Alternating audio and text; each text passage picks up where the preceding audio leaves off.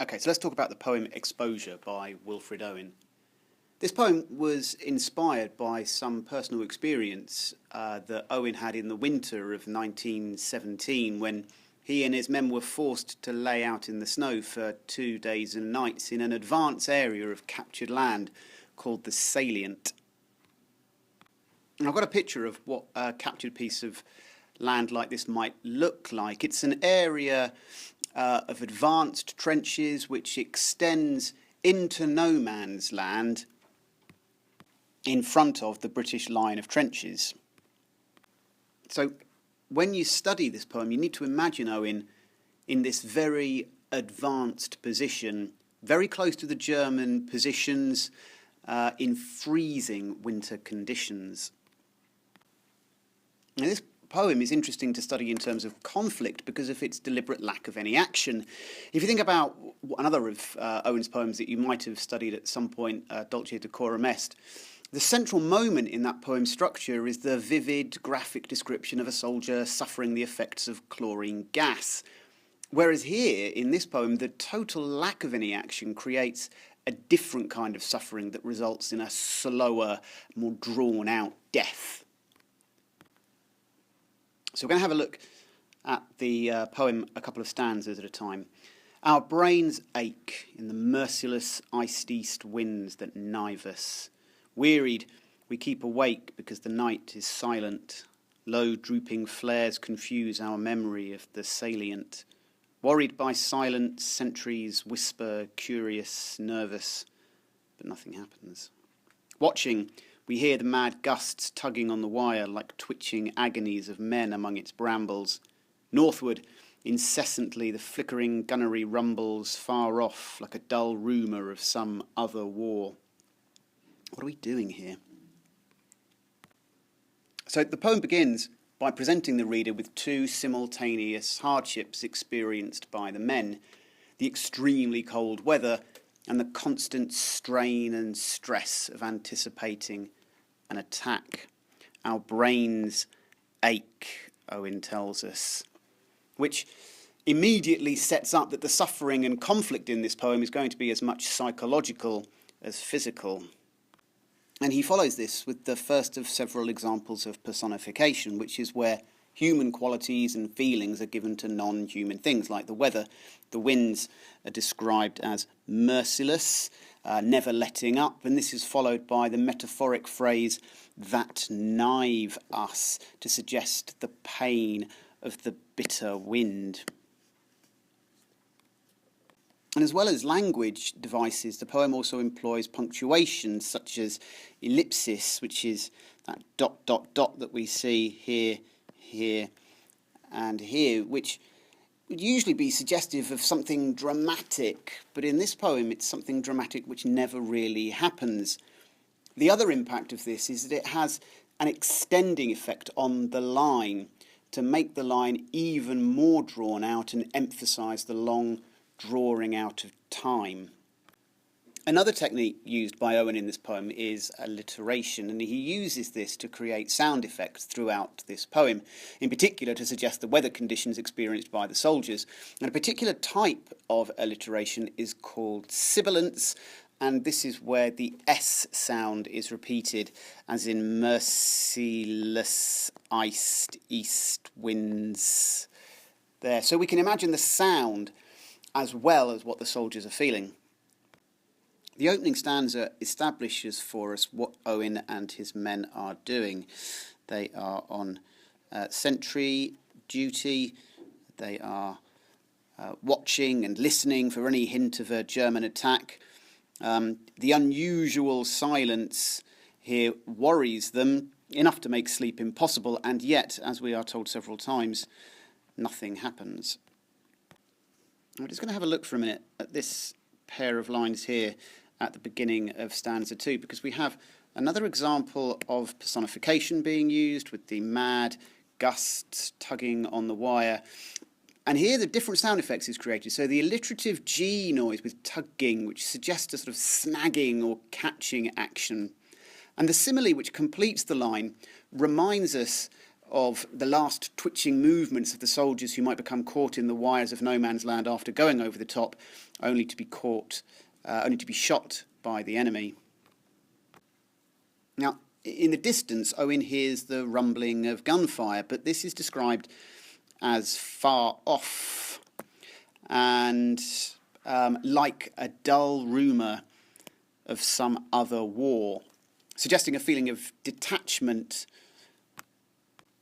perhaps because a war involving guns is not the battle that these soldiers are fighting at the moment. There are a number of present tense verbs in this second verse. We've got watching, twitching, flickering, which brings the experience right before our eyes. This is happening in front of us before inviting us to question the pointlessness of their suffering with the question which concludes the stanza, what are we doing here?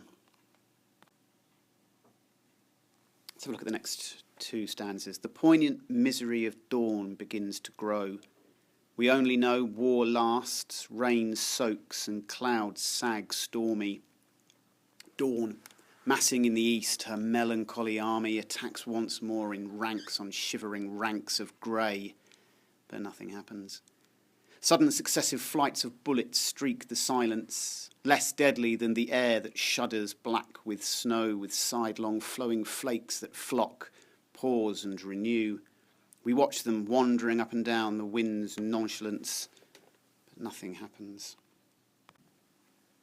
So in this part of the poem, Owen continues and develops this extended metaphor of the weather conditions as the enemy they are really fighting. The image of dawn here, which begins the stanza, is usually associated with hope and the optimism of a new day in literature, but here it is described with poignant misery. And the word poignant means a sharp feeling of sadness. Dawn is personified in this verse as a miserable general getting the ranks of her miserable army together, massing in the east her melancholy army before attacking. And the overall sense here, as elsewhere in the poem, is that nature is consciously seeking out Owen and his men and fighting them with wind and rain and snow, with the only hint of a real enemy in the form of the Germans perhaps being suggested by the colour of grey, which may suggest the colour of the German uniforms. In the next stanza, Owen juxtaposes two sound effects generated by two different types of alliteration. As I was mentioning before, this repeated S sound, a sudden successive flights of bullets streak the silence, is called sibilance, and it suggests a sudden fizz of bullets shooting past, although we are reminded that these are still less deadly than the freezing temperature, which make even the air shudder. And the second use of alliteration in this stanza is the repetition of the F sound. We've got flowing flakes that flock. And these Fs are called fricatives, and they help to suggest something usually which is light and flowing, like the flowing flakes of snow. But this is lethal as well as light, and once again the elements are given a conscience as they flock and pause and renew almost at will and without a care for the suffering caused to the soldiers, as suggested by the wind's nonchalance. Okay, let's carry on. Pale flakes with fingering stealth come feeling for our faces. We cringe in holes, back on forgotten dreams, and stare, snow-dazed, deep into grassier ditches. So we drowse, sundoes littered with blossoms trickling where the blackbird fusses. Is it that we are dying? Slowly our ghosts drag home, glimpsing the sunk fires glozed with crusted dark red jewels. Crickets jingle there.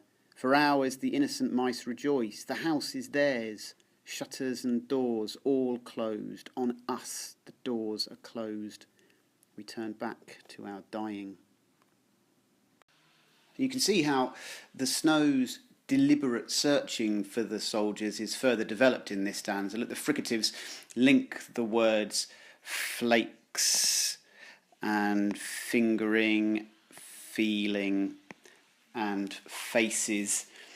And there is a general sense of retreating in this verse, as Owen firstly describes the men's futile attempt to escape the weather by cringing into holes, which sounds almost animalistic, before entering a sort of delusional state where they're dozing in the sun under blossoms and blackbirds. And the question here at the end of this tells us how close to dying they are. And there is a structural link between the vision and reverie of home in the previous stanza at the end of it here, and the beginning of the next stanza, where the exhaustion of the men is even experienced by their ghosts as they drag themselves home. The fires of home are described as glozed with crusted dark red jewels, which is beautiful, but you'll also notice that these fires are sunk and has obvious connotations of death,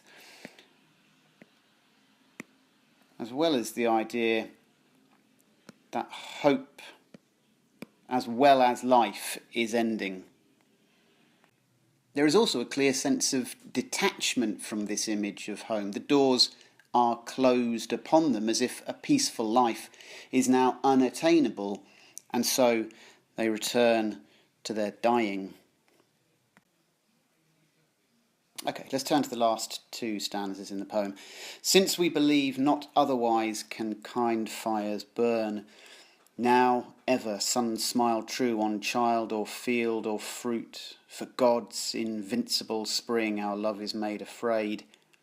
Therefore not loath we lie out here, therefore were born, for love of God seems dying.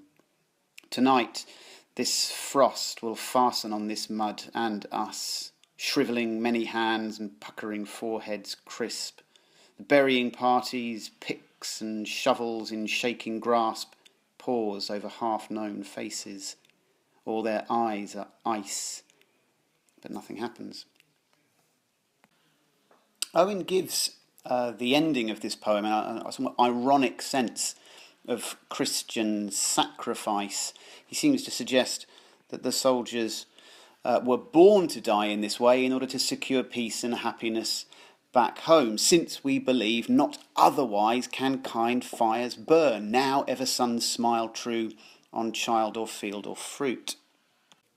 And these references here to child and field and fruit, with their connotations of innocence and nature and growth, are clear reminders of the home that Owen seems to suggest they were born to die in order to protect. Now, I said that there was an ironic sense of Christian sacrifice here, because if you look at the final line in this penultimate stanza, we can see that, like so many of the soldiers who experienced World War I, Owen's faith in God dies as a result of this experience. The fact that in the final stanza the frost will fasten on this mud and us indicates that the men have died, frozen to be found by the burial party, who pause in partial recognition of the faces of the dead soldiers. But for them, death is commonplace, and so their eyes are ice, lacking emotion. Another possible interpretation of that line is, of course, that this is another detail which adds to the description of the soldiers who were frozen to death. And the refrain line, "but nothing happens," which ends 4 of the verses, reflects the pointlessness of the men's sacrifice. It also conveys Owen's attitude that nothing will happen as a result of the men's suffering and death. But perhaps the saddest thing about this poem is that the final draft of it was dated September 1918, just a few weeks before Owen himself was killed.